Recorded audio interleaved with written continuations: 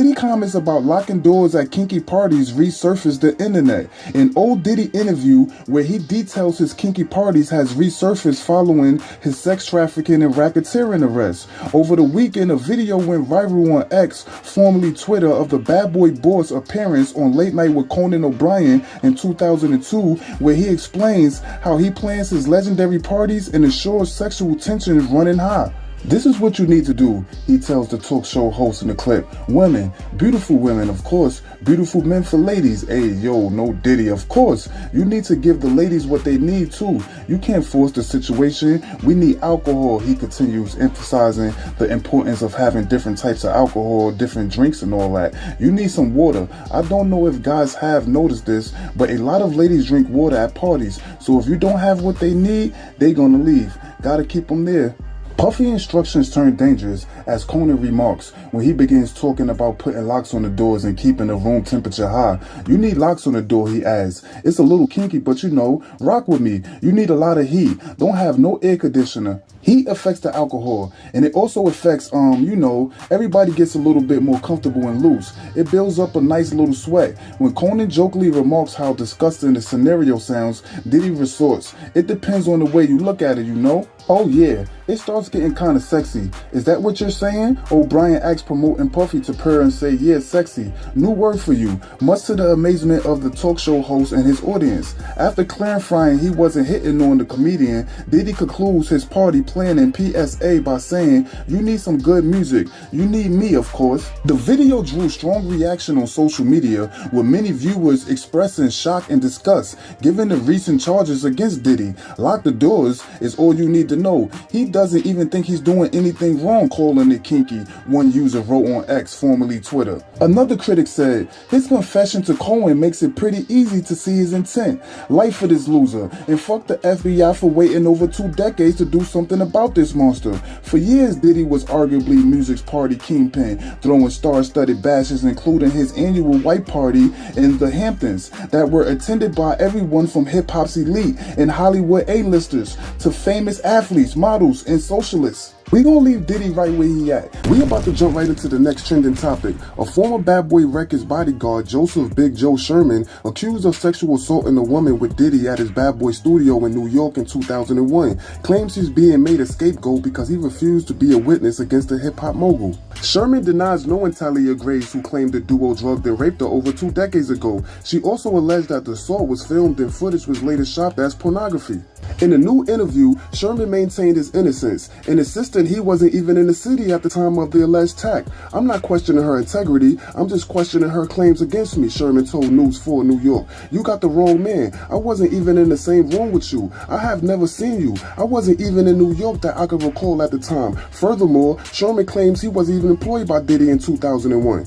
I just want to say, her and whoever she's in cahoots with was orchestrating the money grab, and she wanted me to be a part of the money grab, he said. She wanted me to get Diddy, he said. Sherman also showed the outlet Instagram DMs reportedly linked to Graves, starting in November 2023. He was asked to confirm if he was Big Joe before being told to call a number. If you will be my witness against Diddy, then my attorneys will leave you out of any proceedings, the text read, because we have statements that you physically show over 8 people videos of me and you to people in the studio. Sherman replied, I don't know what the fuck you're talking about, nor do I know who the fuck you are. He told News 4 New York, I'm nothing but a scapegoat for this BS because I wouldn't lie on Diddy. After filing her lawsuit, Grace spoke at a press conference alongside her attorney Gloria Allred. The eternal pain after being sexually assaulted has been incredibly deep, and it's hard to put into words, Grace said. It goes beyond just physical harm because during the assault, it's a pain that reaches into the very core of who I am, leaving emotional scars that may never heal. We're about to jump right into some trending news.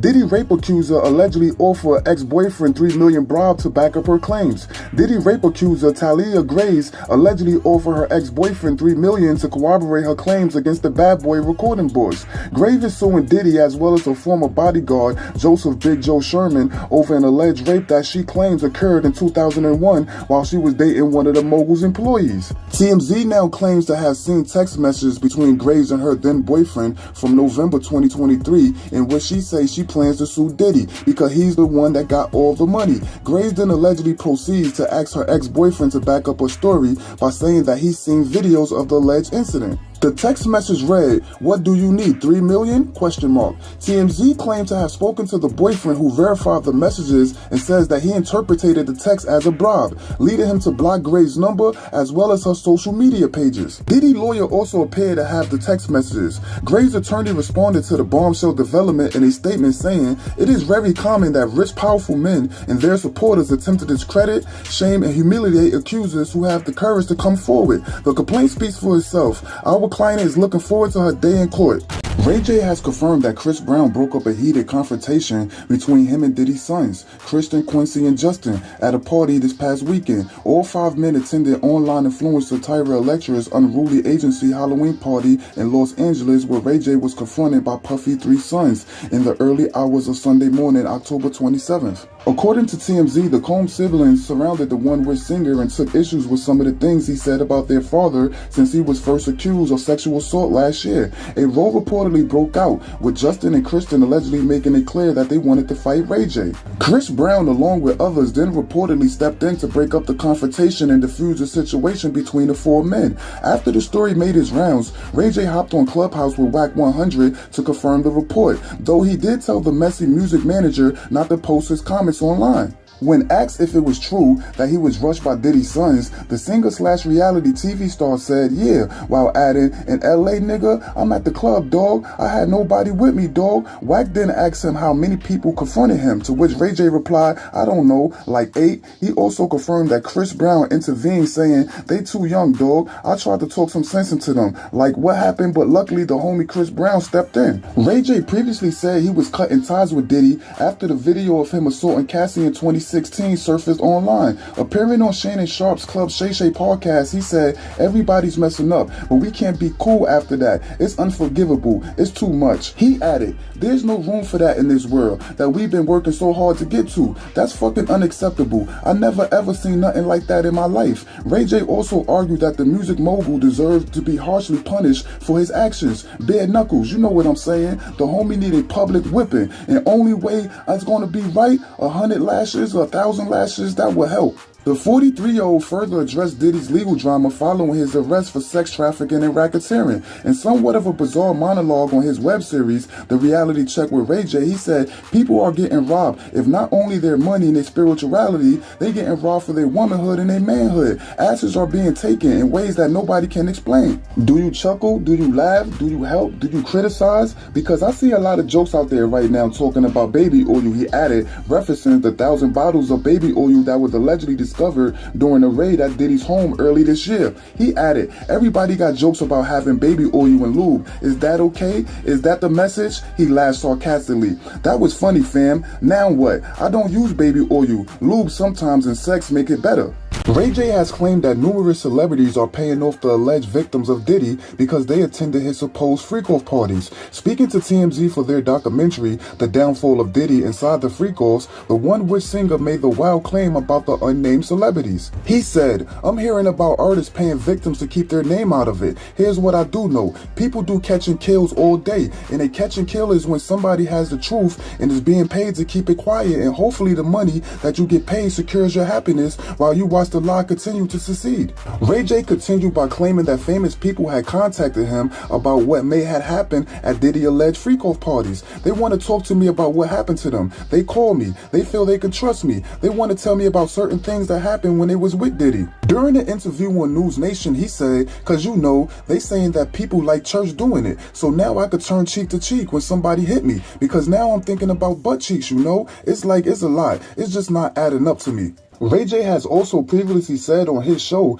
people are getting robbed of not only their money and their spirituality, they're getting robbed of their womanhood and their manhood. Ashes are being taken in ways that nobody can explain. Do you chuckle? Do you laugh? Do you help? Do you criticize? Because I see a lot of jokes out there right now talking about baby oil. His numerous conversations and statements about Diddy eventually led to him being confronted by the embattled producer's 3 sons at a Halloween party. While words was being exchanged, the situation did not turn violent after Chris Brown ground and others stepped in to help. Sean Diddy Combs is under new scrutiny as text messages released by the government show his ex-girlfriend Cassie protesting her treatment after violent altercation at the Intercontinental Hotel in Los Angeles in 2016. The shocking Texas follows security footage that was also released capturing Diddy chasing and assaulting Cassie in a hotel hallway. I have a black eye and a fat lip. You are sick for thinking this is okay to do what you have done. I still have crazy bruises, Cassie sent in a message detailing the aftermath of the assault. Future texts reveal the intensity of the assault. I turned my head for 1 second and you gonna fuck me up like that and drag me all through the hallway by my hair?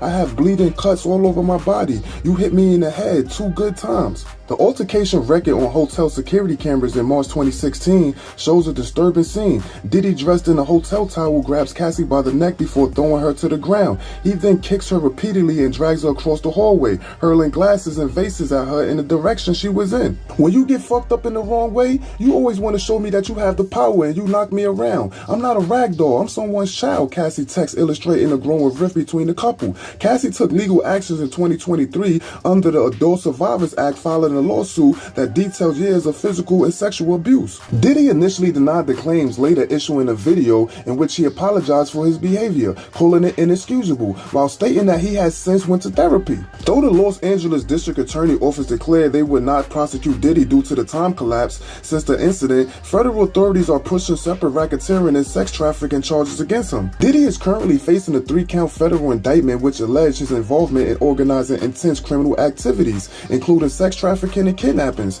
and violent assaults. He is currently being held in MDC jail in Brooklyn without bond.